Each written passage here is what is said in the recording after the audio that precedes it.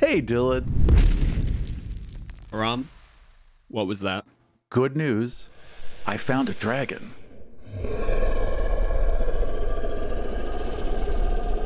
Dragons aren't real or... No, if you did, hypothetically, if you did find a dragon, how is that good? What better way to promote the show than with an actual dragon?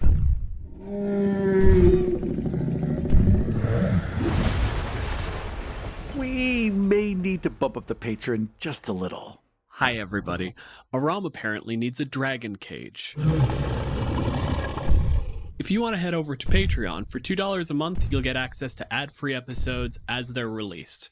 For $5, you'll get those episodes and any bonus content we produced as they're edited, along with all of my handwritten DM's notes. For $10 a month, you'll get print-ready maps of our encounters, character sheets of all my NPCs, and early access to Kill Every Monster adventures. You can also listen to early, uncompressed, ad-free episodes and bonus content by subscribing to Kill Every Monster on Apple Podcasts. Want a free way to help the show? Give us a review. Written reviews are amazing, but even clicking 5 stars is a huge boost. Podcast reviews are the best way we have to get the show in front of new listeners. You can find all the ways you can support the show at killeverymonster.com. Oh, who's our good dragon? Yes, you are. Yes, you are. My name is Aram. My pronouns are he, him. I'm the creator of the actual play Dungeons & Dragons podcast, God's Fall. My name's Dylan. My pronouns are he, him, and I'm a physicist from Canada. Welcome to Kill Every Monster.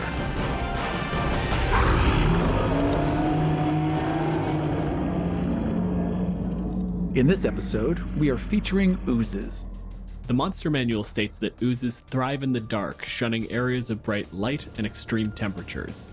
They flow through the damp underground, feeding on any creature or object that can be dissolved, slinking along the ground, dripping from walls and ceilings, spreading across edges of underground pools, and squeezing through cracks. The first warning sign an adventurer receives of an ooze's presence is often the searing pain of its acidic touch.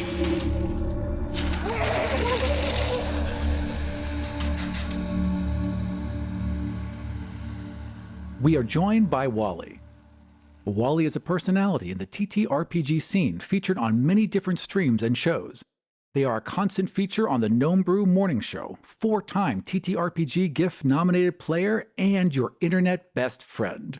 Welcome to the show, WallE. 4-time. 4-time. Robbed 4 times. 4-time. 4-time. TTRPGif nominated. By the way, that's in 1 year alone that I've been. Oh, cool. Yeah, that's. So. Oh, that's different. I thought you were coming back and taking an L every year like Angela Lansbury. Yeah, it's totally different. Yeah. Hey, thank you for having me here today, guys. Oh, thank you for coming out. God, I'm excited for this. I've been looking forward to this. I have been looking forward to this for a while now. Like ever since we first talked about it, I was like, finally getting to talk about my favorite monsters on the podcast, and I am excited to do that. Then tell me about your favorite monsters, WallE. What is an ooze? An ooze. Oh boy, an ooze. So we already went for what the monster manual described ooze as. Oozes are basically these gigantic, made of gelatinous or jelly or acid or something that people get stuck in and they just get eaten away. They are these living organisms that just melt things away and consumes them. To me, I always viewed an ooze as like, what if the planet had a white blood cell? What if like the planet had a white blood cell that whenever something foreign touched the surface of it, something was all like ready to go like, oh no, you're not supposed to be here. Let's go take care of that. That's what I think oozes are. Oozes are basically like, because if you look at the way the monster manual describes, the way DMG describes oozes, how you can trace it back to some really like infernal legacies and everything.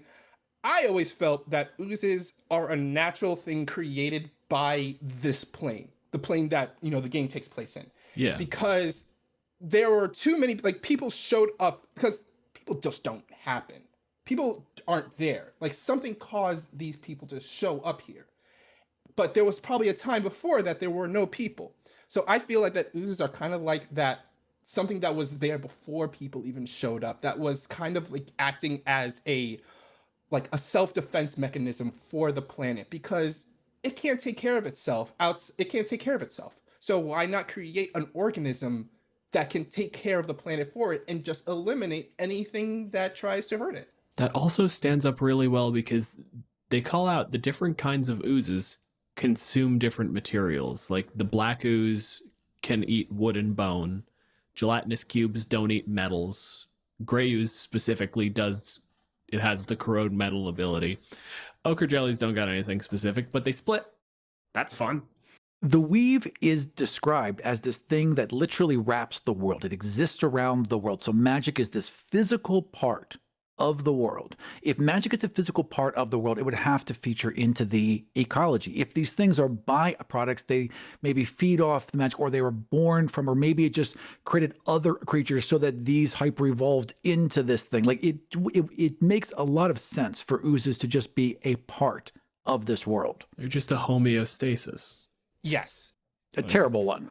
That's the whole mindset. Yeah, because when you think of it like that, it's the way oozes are described. You cannot say that they're like someone like created them to be this. You can't say that they were just put there for no reason outside of protecting and breaking down certain minerals that can't be broken down. Because in a world where there's magic, where you snap your finger, you take something to another plane, or you snap your finger and you disintegrate it, why is there these creatures on this plane that can only break down very specific elements? Not that they can break down all elements. Yes, there are oozes that can break down a lot of elements, but why is it there are these oozes that can break down very specific elements? Why is it that this ooze can do wood while this ooze can't do wood?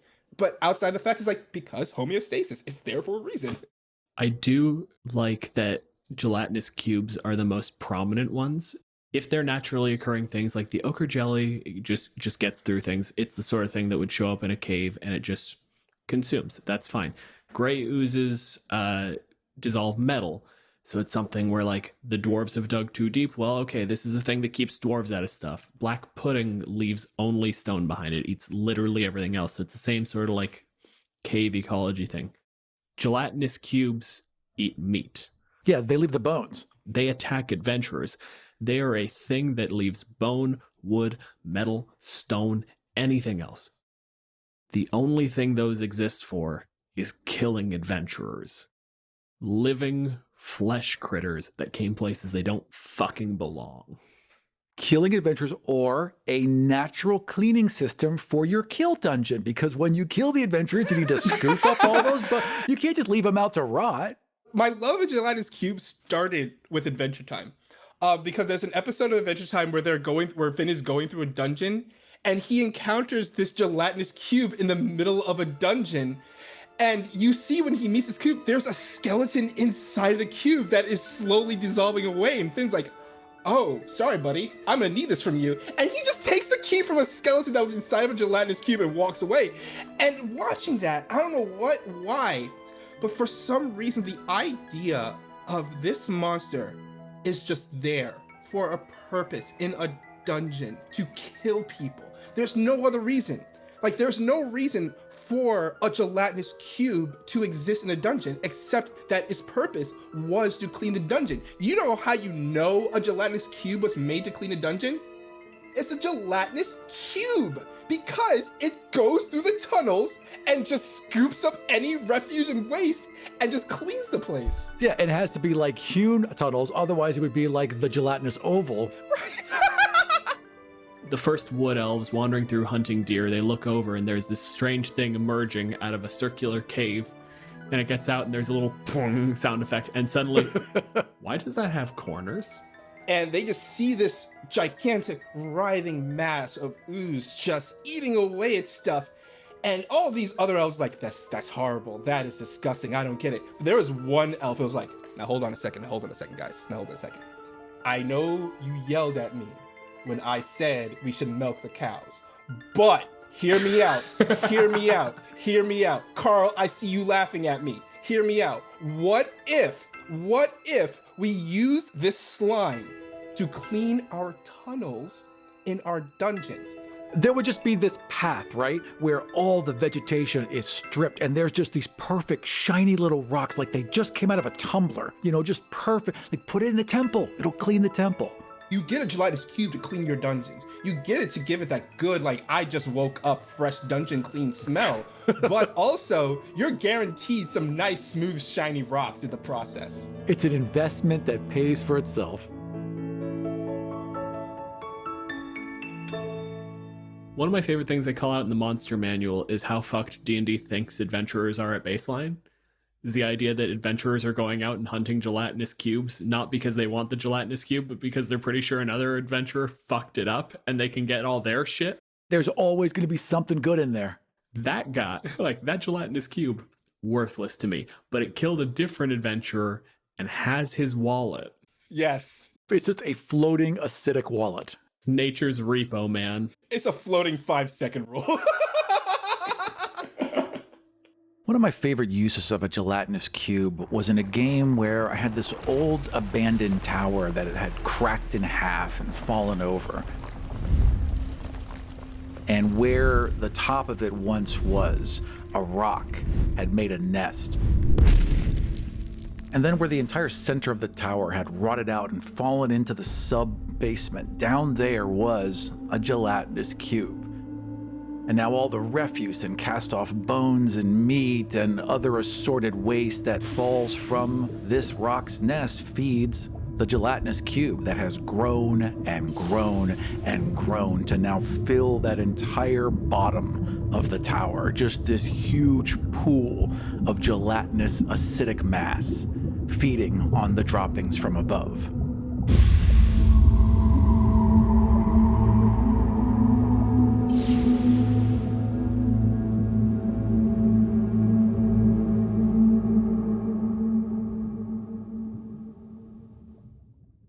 You can make a ooze have a symbiotic relationship with something else. The time I used a cube was a necromancer. Didn't want to do zombies, wanted skeletons. All right, got a corpse, throw it to the cube, I'll get my bones later. Oh, how convenient. Especially given that it's 10 foot wide, it takes up a whole hallway. Like, you got a blank hallway, you throw a gelatinous cube in it, and like... A gelatinous cube has got to be like a goldfish. It'll grow as big as the tank. Yes, I 100% agree with that. Yes. So if it's a 10-foot passageway, maybe it's 40 feet long and it's squeezed down, so now it's 10 foot wide but 40 feet long. I was going to go in the opposite direction. 10 foot wide hallway. You got a ooze that's 9 feet wide. Just to make them do the check. You know players aren't going to fucking wait. Oozes are not meant to be the fun encounter for the early level players. This isn't Dragon Quest. This is not the 3 slimes on the road. No, these are oozes. These are like straight up hazards.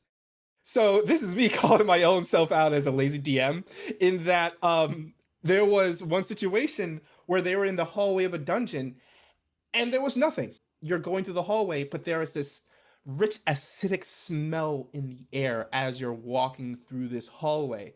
And when you get to the middle of the hallway, that's when you notice the walls are shiny and shimmering because the entire hallway is coated in an ooze. Not that the oozes took up like presence in the hallway is blocking you. No, this entire hallway is an ooze. You gotta run through it, start running, and make your checks as you're running. I also really like the idea of the standard wall trap where the walls are moving in, but it's not walls, it's 2 different oozes. Oh, that is great. Oh my gosh, that is so good. Could you imagine that? Like you just walk into a room and there's just 3 vents in the room. There's nothing else in this room, just a bunch of 3 vents. The doors close and suddenly oozes just start flowing in through the vents. Good luck. Good fucking luck.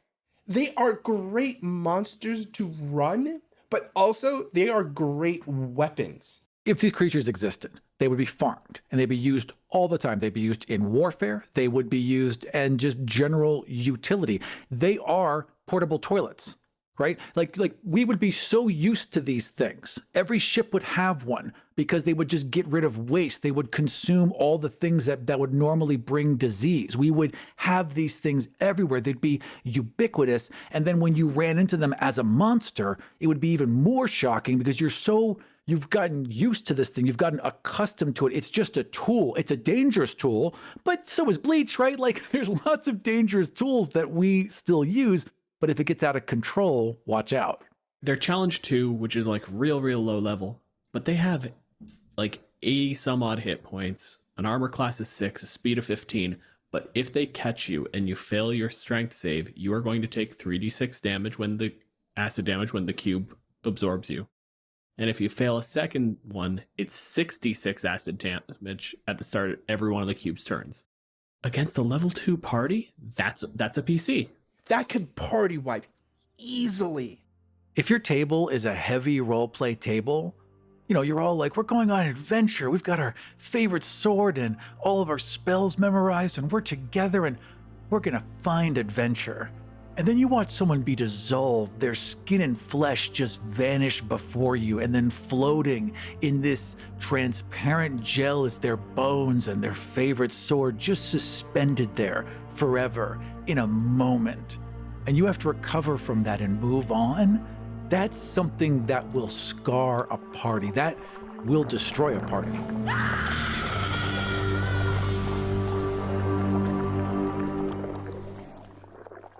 It's got no AC. You can hit it as many times as you want. How many rounds does it take a level 2 party to deal 84 points of damage? It is so slow that when one of your party gets eaten, it is your fault. You chose to fight this. You didn't even have to run away. You could have briskly sauntered out of the room and you would have been fine forever. But you fought the cube and you didn't win. No one told you to fight this cube. You took it upon yourself. You got greedy. You saw the ring floating inside it, exactly. And you decided to go get it.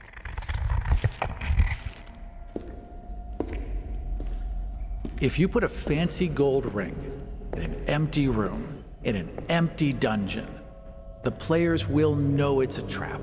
They will see a trap coming a mile away, and they will still pick up that ring.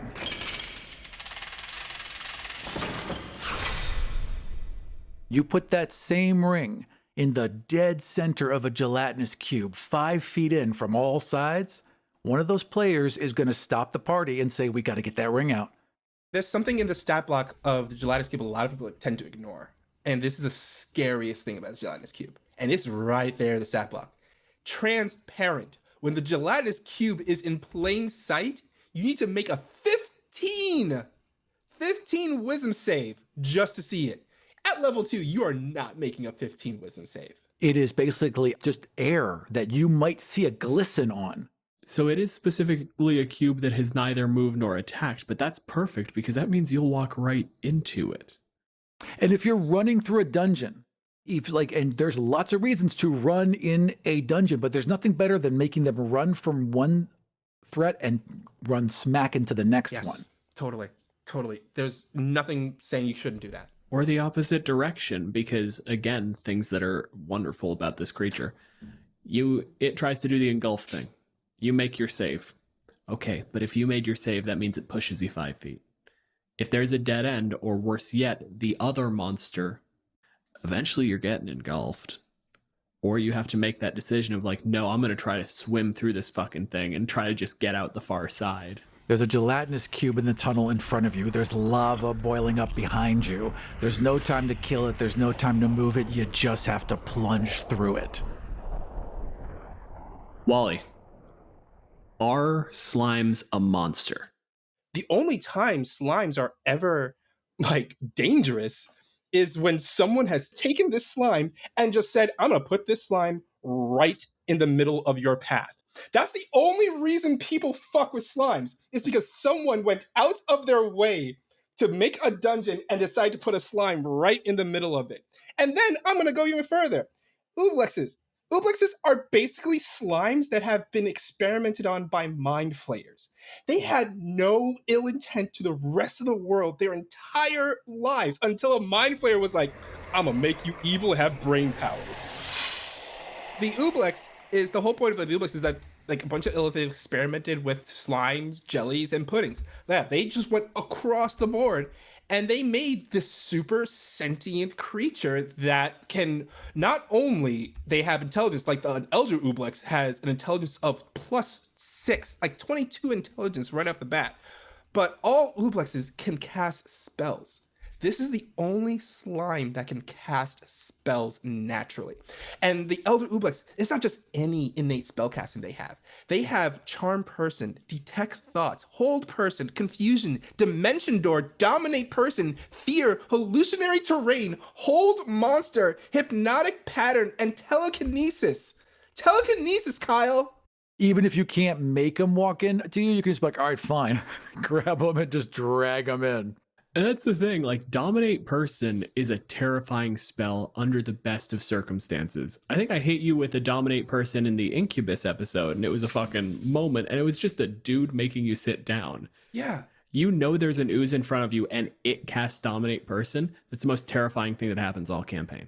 But what a great villain speech. As you're just frozen there and it's slowly moving to engulf you as it gives its like, and these were my plans all along.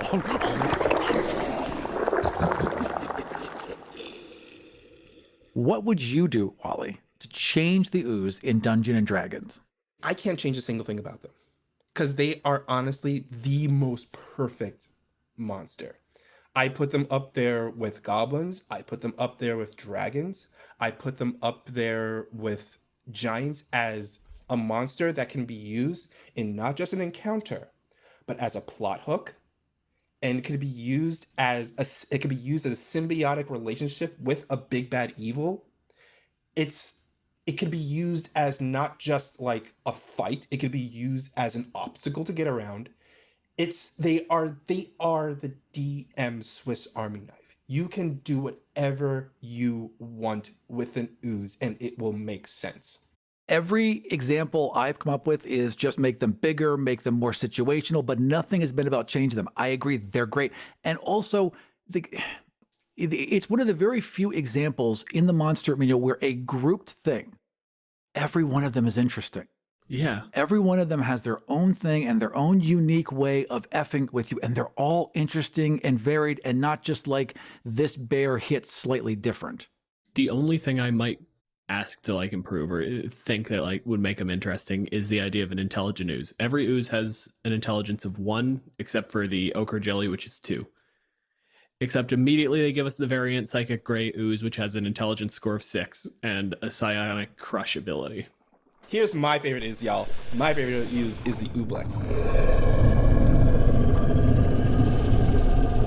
Because it takes everything I said about an ooze and it turns them into a boss monster. So the whole story about the Ooblex is that Mind Flayers just one day were just chilling in like their gigantic, fallacious squid ships. You know what? Why don't we just experiment on oozes? I mean, we're not doing anything right now. Why don't we just experiment on oozes and make them smart? It's a Thursday. So they just grabbed a bunch of oozes off the material plane, scooped them up to their ship, and they ran a bunch of experiments on them, and they turned them into Ooblex.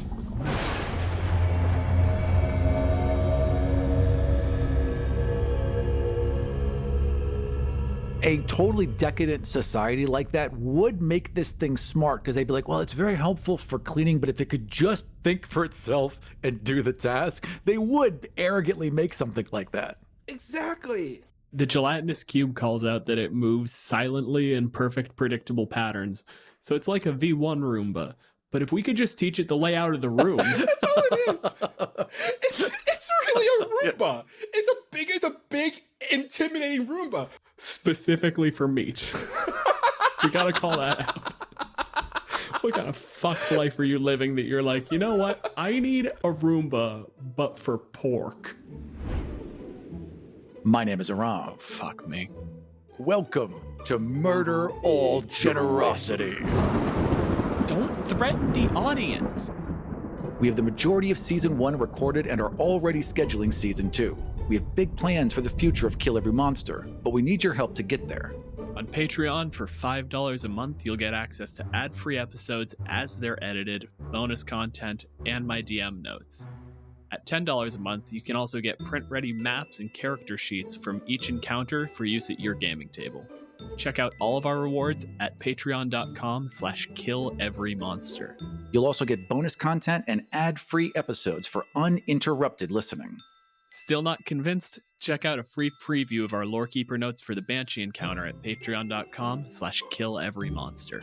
And we'll see you next time. Please don't. For murder every benefactor.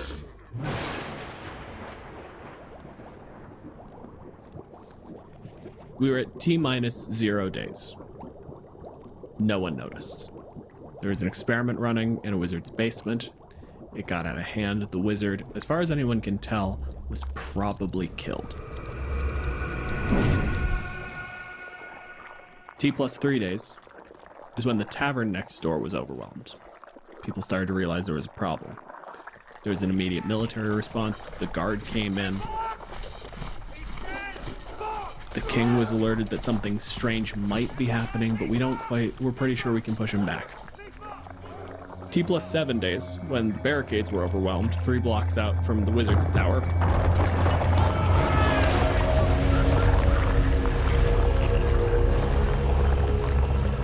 It was realized that maybe the spell isn't shutting down.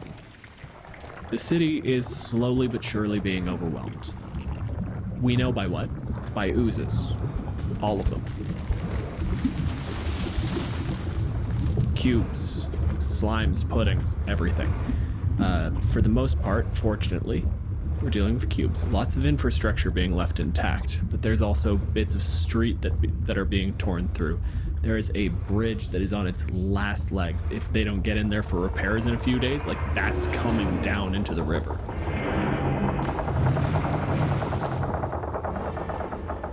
So, we make a last-ditch effort.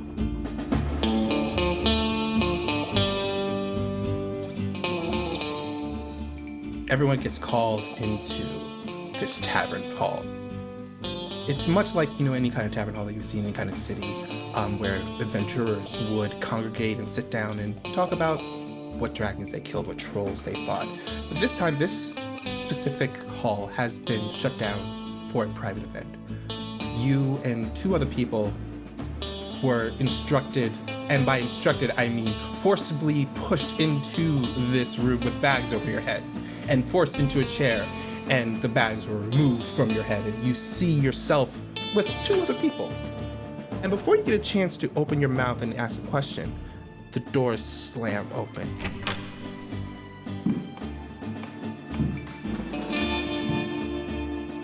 And inside, walking into the room, is you see a large woman who looks with an intent of seriousness, and she knows what she wants, and she's gonna break it down to you right now. Also, she's a tabaxi.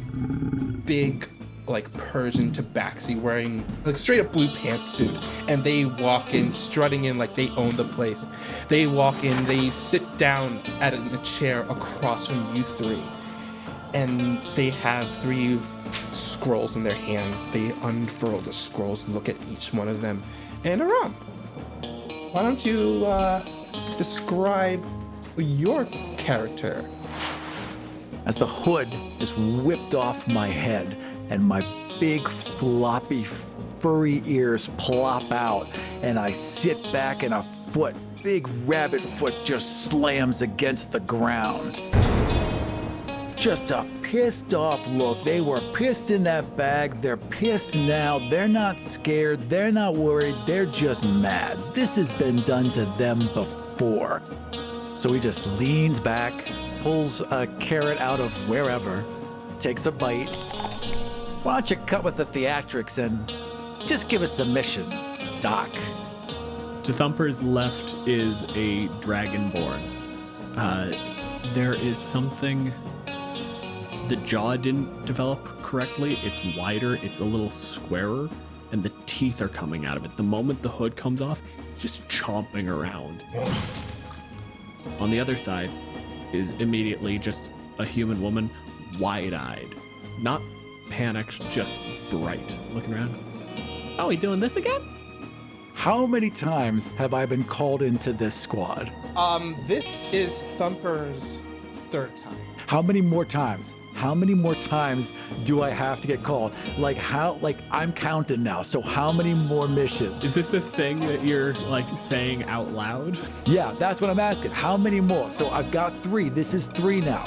I got 4 fingers. All 4 of my fingers. How many more times? The Dragonborn looks over at you and just, If I'm lucky, this is your last one. Waylon, good to see you again. It's never been good. I'm hoping it's the last one. Well, and that makes 2 of us, pal.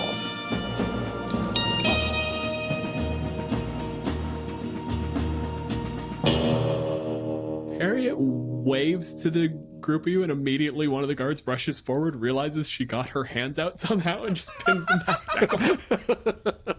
WallE looks at all 3 of you, not amused. Harriet, Thumper, Waylon. As you know, the only time I pull you out of your cells is because I have a job for you. Thumper, to answer your question, you have 3 more jobs. Harriet, 5. Waylon, 5 also. I did more than either of them. Harriet, the fact that I said the mission was, and I quote myself on this mission, to go into the facility, Did that? obtain the item, and leave the facility. Yeah. You went into the facility. You obtained the item. But however, between the moment of you obtaining the item, leaving the facility, I am not sure why you decided to do this, but you decided to have the thought, hey, perhaps, maybe, if I turned on all the sprinkler systems in the building and flooded it, ruining any kind of work that we have put into this operation. So yes, it does mean you have 5 more to go. Didn't say not to. And she just like slumps back into the chair, just pouty. If you have all been briefed on this mission, there was a slime situation that we were dealing with. Gross. T+7 weeks ago. We're not certain how it happened. We just know the point of origin was in a wizard's tower. We don't know how it happened. We don't know what caused it to happen. But there was a portal in there that slimes are coming out. Oozes of various kinds, puddings, anything you could think of that could run themselves across surfaces and eat away at various pieces of carbon-made materials are coming out of this portal, and it is causing a lot of danger and destruction within this city. We are sending you into this city to close this portal. As always, she snaps her fingers, and you see 2 humans walk into the room. One of them is holding sort of a velvet cushion. And on this cushion are 3 red marbles. Each one of them, you've had this explained to you every time you've gone out, is a bead from a necklace of fireballs imbued with delay fireball. Oh. They go in. They cast a strange little flesh-shaping spell. And that marble is just sealed just at the base of your neck, just where your back sort of comes up. It is never pleasant. It's always a little too warm. And you know, if you don't have that removed at the end of the mission, Right. you and everything in 20 feet is going. For a herringen, for a rabbit creature, for any creature that has fur, just the idea of an acidic, gelatinous, perhaps even sticky like thing would, like, he's seen one herringen that got hit by one of these, and boy, were those scars frightening. For the first time, you can kind of see his fur raise on the back of his neck, but he bites his lip, and he nods, and he listens. I can trust that all 3 of you will accomplish this task. You mean, will I do the thing so I don't die? Yeah, Doc. Think I'll do that. And she looks right at Harriet. I'll also do at least the thing. Maybe a couple other things. Maybe that. Well, let's hope that the thing you plan on doing will solve this problem in this city. We're gonna need our gear, Waller. She arches her eyebrow because he spoke to her in such a tone, and she looks at him like, "Oh, do you want your gear?" Is what you're saying? Yes, you'll get your gear. Don't worry, Thumper. You'll get your gear in the way that you always get your gear before you go on a mission. Prep time begins now. Meet over at the hangar in T-5 minutes. And she turns and walks out. The hangar being... Big sarcastic salute. Waylon's just kind of sitting there in the chair, occasionally looking over, looking back down. Look, Doc, we got this. We're a team, we've done it before. Don't worry about her. Don't listen to her. Stick with us. I have great ideas. Not you, her. Oh, yeah. We're together, we've done this before, we got it. Please stop talking. We're the A-team. Oh, God. So, WallE, if the town's overrun by oozes, how are we supposed to get to this wizard tower in the first place? It is a portal. It is a portal, but the portal is like a couple feet off the ground. She definitely had that portal opened right in front of us and then just had us shoved in so we fall that 5 feet and hit the ground. Waylon is basically just in a pair of pants. He's ready for this one. Harriet has a maul, just a massive hammer that she's just dragging behind her. It's wrought iron just sparking off the cobblestones. And Thumper has a sling, a rope of climbing, and a bag of magic beads. You are left, let's say, basically 30 feet, enough to basically see the kind of scope of the wizard's tower. From the portal, 10 feet up, you just hear, "We think it's in the basement. Try not to die." This city, it is chaos.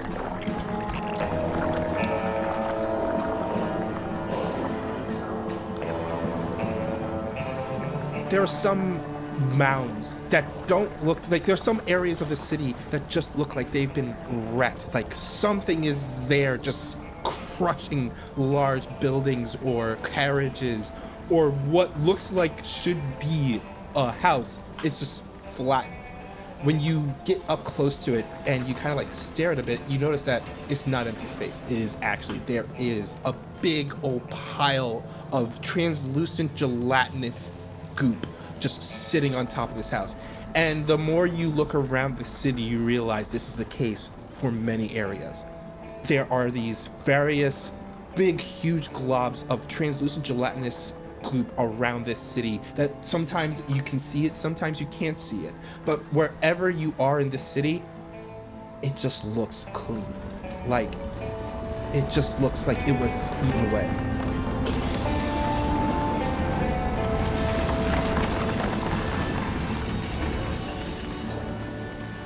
There are a couple types of ooze that eat through metal and stone.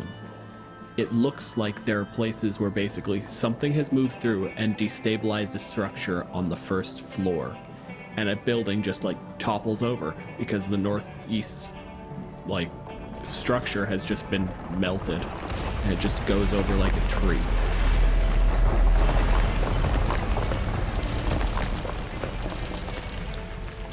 And then there are some places that look like after this damage was dealt to it, something else came behind and just like pressed up against it and just crushed it.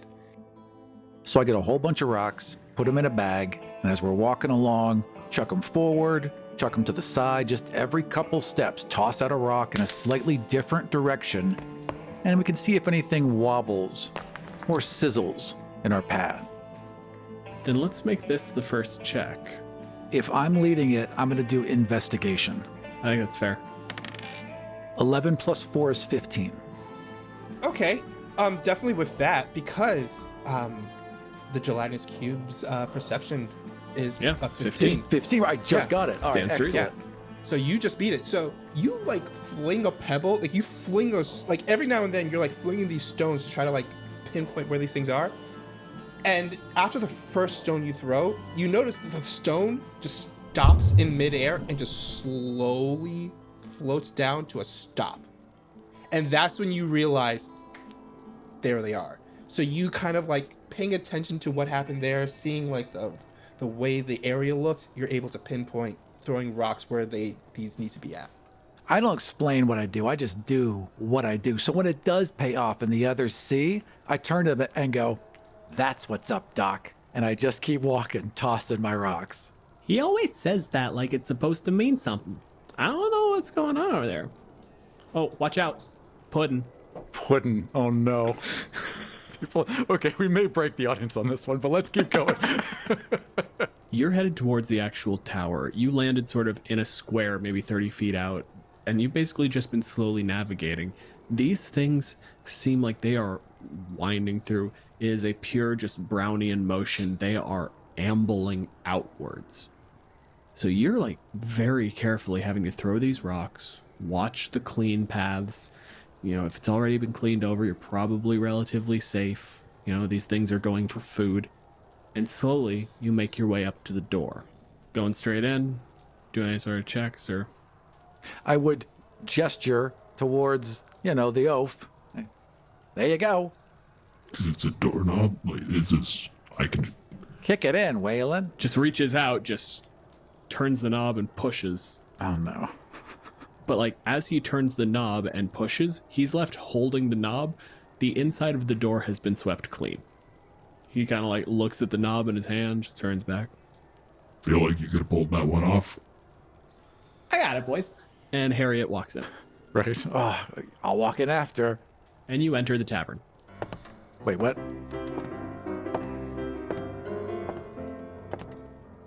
Is it like one of those, like, automatic pianos going? Absolutely. Gnomes invented them. Halflings invented pianos. Gnomes invented player pianos.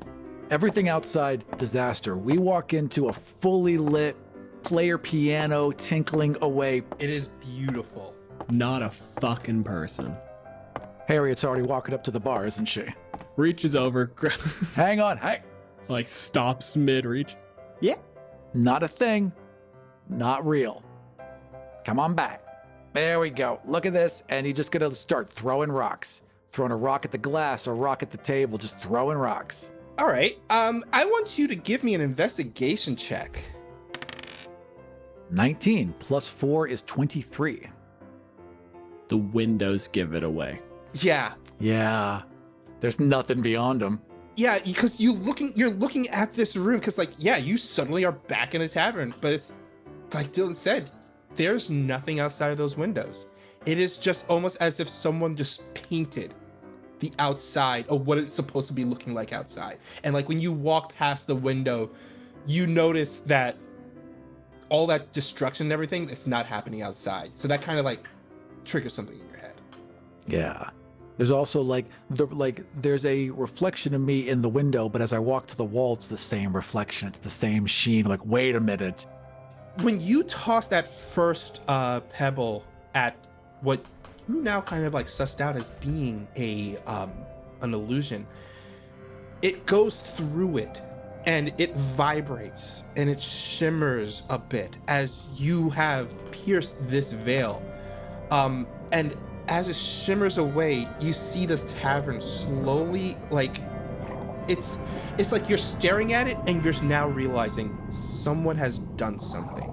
Someone has cast a spell in here because you're now seeing the spell layered on top of what is supposed to be there. And you see the lobby of this wizard tower, but you see this tavern almost as if someone took a layer in Photoshop and just dropped it right on top of the scenery. And your eyes are adjusting and you're seeing this translucence between the reality of this wizard tower and this tavern you're in.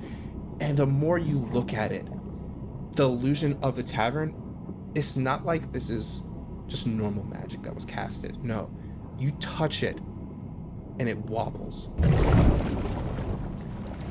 and it shimmers and it bubbles until it slowly starts to melt down into this red sulfuric looking ooze that just slides down the walls, and the tavern disappears completely. And all that's around your waist is this red sulfuric, foul-smelling ooze that slides across the floors and goes into any cracks that can get away from you guys. Okay, but it melts and just leaves? It slides into cracks. Now, leave would be a generous appraisal. Okay, we gotta run. Yeah, run.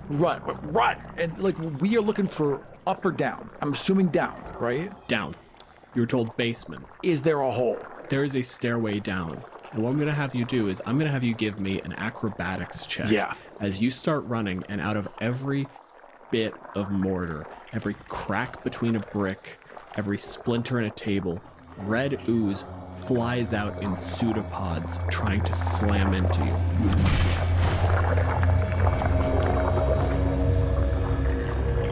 I have an idea.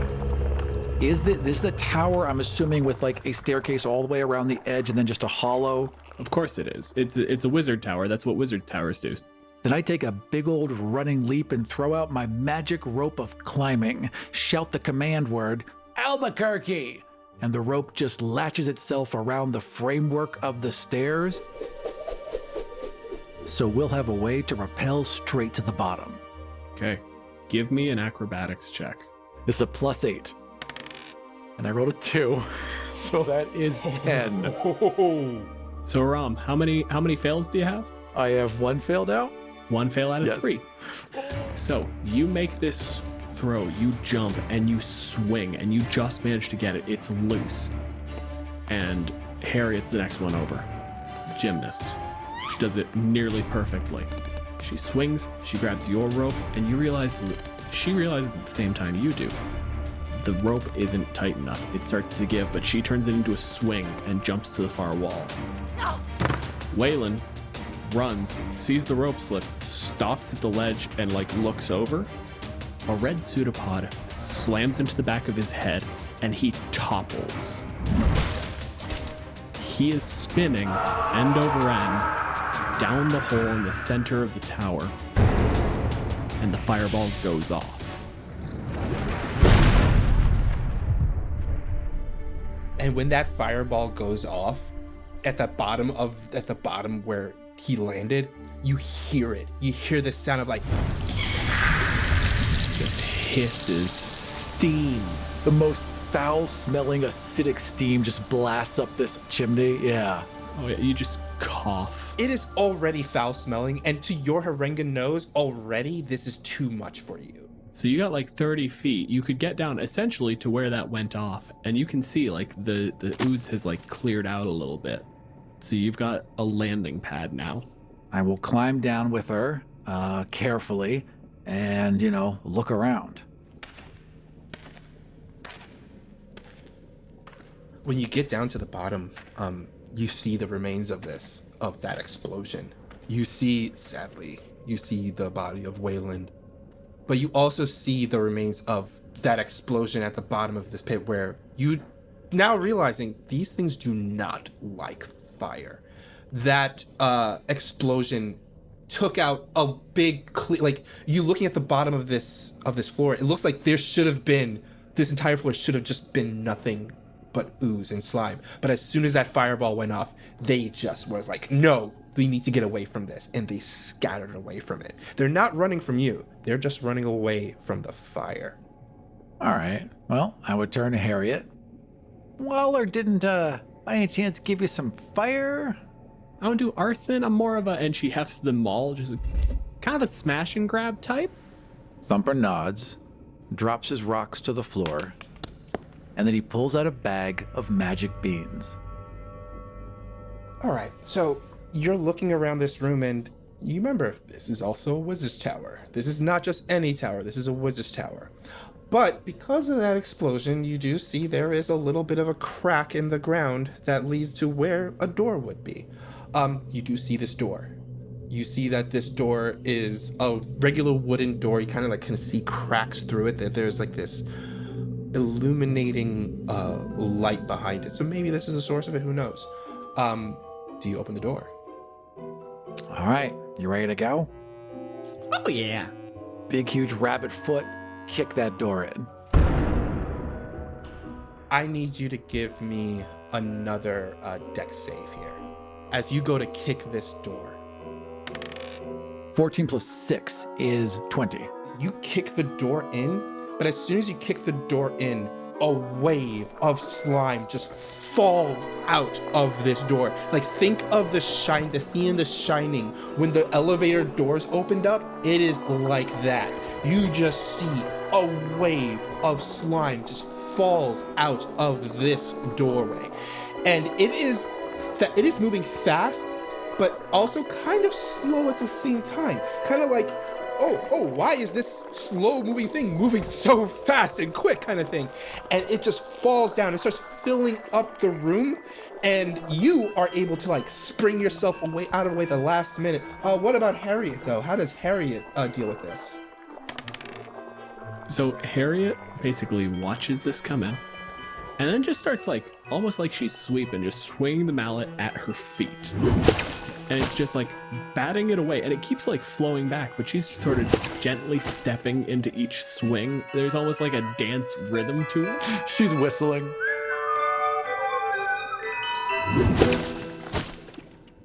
It's a fun game.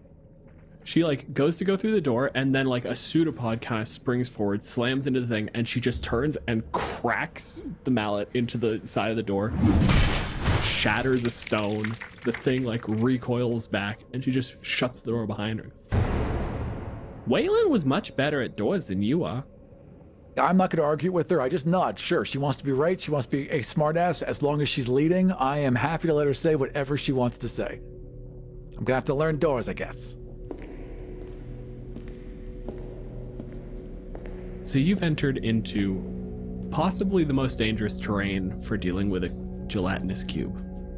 A long, winding, downward sloping corridor. Every bit of stone is polished. It's dead clean. As you're like going down, Harriet is just like snapping her fingers and lighting torches as she goes. I'm grabbing one of the torches, and I'm going to be carrying it. It feels clean. That is unsettling. It's not comforting. As you're like kind of like pushing your way through these winding tunnels, that's when you start to see it start to rise up around your feet. You start to see it's nothing at first, but you kind of like start seeing it like kind of like the tide coming in. This brown pudding just starts like sliding back and forth. He would just panic, leap, bean in his hand, and throw it down beneath him and pray that something good happens. Yep. Roll your magic bean table. I'm rolling my D100 magic bean table. How is that the bit of this that has been most depressing to say out loud? Roll that bean footage. I rolled a 90. So beneath me, a nest of 1d4 plus 3 eggs spring up. Any creature that eats an egg must make a DC 20 Constitution saving throw. So literally, it just summons 3 eggs, which I assume then immediately dissolve. They're in a nest, and that nest melts in towards the shells until they rupture and leak. That's how the pudding eats, correct? Yep. Upon being eaten, they must make a DC 20 Constitution saving throw. I'm gonna give that just disadvantage rather than, because it's eaten all 3. Okay, so that's a 6 plus whatever the con is for this particular type of ooze. I don't think that fucking matters. It's not gonna be a lot. It's like +3. On a failed save, the creature takes 10 dice 6 force damage from an internal magical explosion.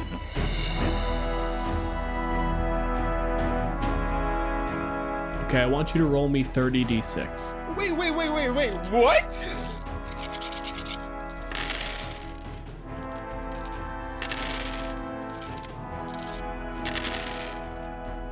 $123 points of damage.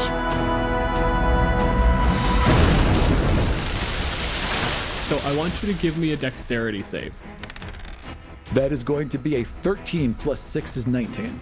Yeah, this thing pops like a fucking balloon, and acidic Gross. goop flings everywhere. Oh no! I mean, you're a rogue, you got your dex save, everything is good. Harley is dead still. Just pure luck that the worst of it, like she just kind of like flinches a little bit, and there's just this bright red scar just burned across the side of her cheek. You got a little something there, Doc. The maul hits the stairs behind you and she just starts walking, and there's just the little and just a muttering of the fuck shit. All right, I believe that puts you at 4 out of 6. We got 1 fail, 4 successes. Could still go either way. Well, you want to put him in the room where it happened? You see the room where it happened. You see, it looks like a room like a typical wizard's lab. Large space, tables all around the edge of the room, various beakers, books, magical doodads and whatnots on the tables. But in the middle of this room, you see this portal. And just flowing out of the portal, like the portal is like on the floor, and it's just slime is bubbling up and out of it, just over and over again.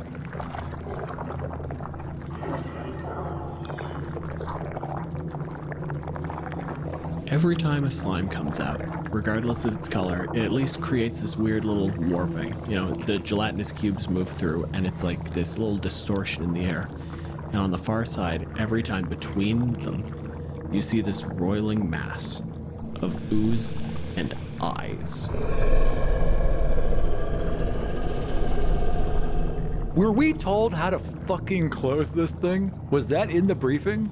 Harriet actually like looks down like the last little bit of the stairs around like this huge lab, candles, you know, sigils, all that stuff. I'm a bard. Oh, for God's sakes. I dropped out of college. Go to the books, figure it out, reverse the spell. I'll keep them busy. And I'm just gonna basically bounce around this room, flinging magic beans one after the next, trying to keep these things busy while she figures out how to close this damn portal. You're gonna have to tell me what you're rolling to like keep them busy and all that. I want you to roll me her arcana. And what we're gonna do, we're gonna give you proficiency and we're gonna give it your highest mental stat. All right, so I have a 14 intelligence, so that's a +2. Yeah, so it's gonna be a total of +4. And what I'm rolling was gonna be, I'm assuming, acrobatics, bouncing around the room, trying to keep busy, and then I'll roll my next bean. I rolled a 5 + 8 is 13. Sending a rogue into a skills test was, yeah, we kind of should have figured this was how it was going to go. Well, otherwise I would just died within 5 minutes. It'd have been a very short episode. You are flipping around these various oozes that are flying out, tendrils that are slamming around. You're kind of flipping around them. You're about to throw a bean into one of these oozes. Yeah, just loaded it in my sling. I'm ready now. Go. Yeah. But then you just get caught in midair. And you're like flailing your arms. You're like, what's happening? And it's not like you're being dominated. It feels like some other force is just holding you in midair, and they just turn you around in midair, and you see coming out of the portal, you see what looks like a humanoid figure, but they are just made of red sulfuric looking ooze, as they hold their hand at you and they do that hand motion of like, and you get pulled towards them, just in a snapping motion, and you're like inches away from their face. And there's no features on this humanoid looking ooze creature, but then slowly it goes from the face of what looks like Waylon for a second, and then it goes into the face of random people, but then it settles on the face of this old grizzled looking wizard, but his beard is now purple and sulfuric color looking, and he just looks at you and says like, well, and who do you think you are, coming into here and trying to stop all of what I'm trying to do? My people trying to get out of here. We're trying to serve Lord Jubilex. We're trying to break our way into this new realm of pleasure and delights. But you are stopping us, and we do not appreciate that. No, we do not. In the background of that, you can just hear this constant like low hum of, oh, that's bad. Okay, that's not, oh shit, I wish I paid attention to that. Oh, that is not good. You might want to get a move on there, Doc. And like his every instinct in his body is just to attack right away, but this is buying him time. Look, Doc, we're just here because we had some questions. We find everything you're doing here fascinating. What innovations you're bringing to the town? What forward thinking? We just want to know what's the plan. plain and simple, my dear boy.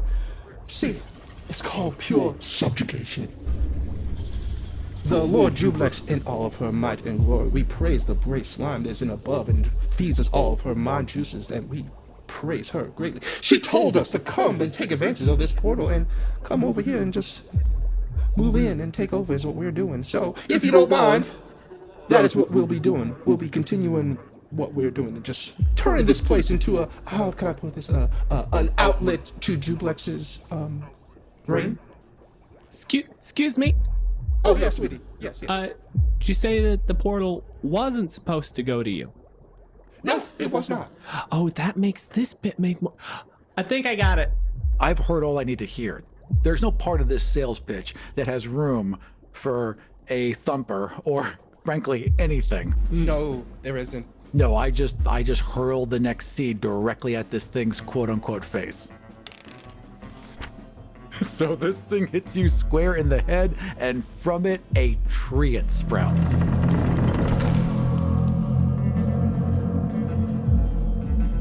So you just have the entire mass of a tree sprout on your face as effectively you are laying down above a portal into the abyss. Not just a tree, a treant.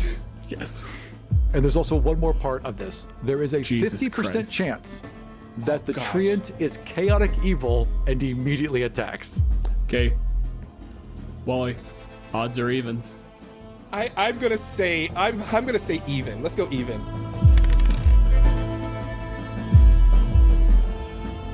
It slams into you. Between your general sturdiness, you're a protrusion. You're not a full-blown being. And just the massive slime oozing behind you, you kind of keep steady. This tree sprouts, kind of leans back, its feet start to melt a little bit, and it bellows in Sylvan. It looks down at you, rears back a fist, and just slams it down. There is a ripple, and slowly, the thing starts to sink back as this treant is just slamming huge wooden fists that are melting just over and over again into this roiling mass. A tentacle of eyes and hate reaches up and wraps around this thing, basically tries to start pushing it back, and it creates just enough quiet to hear Harriet muttering in Old Draconic, and then she just grabs this little porcelain candelabra and shoves it off a table. It shatters and the portal slams shut. Goop and eyes land next to fragments of broken wood and angry treant head, and from 6-7 feet up in the air, a Harangan falls and lands on his feet. That was fucking scary. And he'd nod. That was really scary. But they did it, and for the very first time, I killed the monster. This is the first time. Is it? I never killed. This is the first time I managed to do it. I'm glad I was here for that.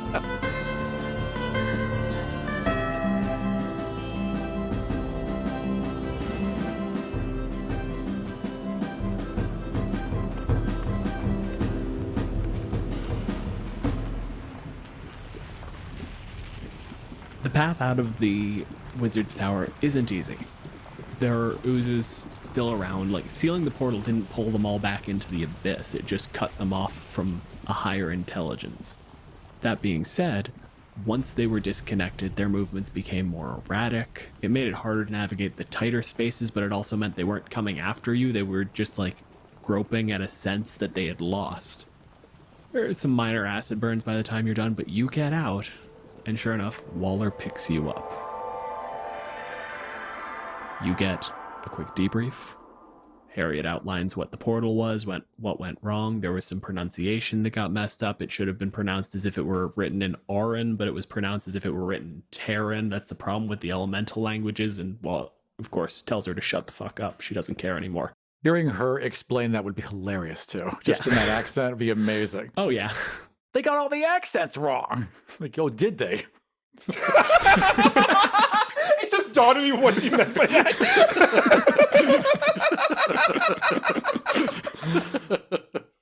You're given this explanation. You sit down and you give the debrief, and you get to the end. WallE nods and commends you all on a job well done. At which point the world goes black again. Several hours later, you're back in your cell. You're told you can remove the hood. You come down, and you're left there until the next time you're needed. I reach over with my one pencil and I draw one more line on the wall. And I sit back, put my big rabbit feet up, and just stare at those marks. If you want to suggest creatures for future episodes or talk about the monsters we've discussed on the show, head on over to our Discord. You can find links on killeverymonster.com. And we'll see you next time For Kill Every Monster.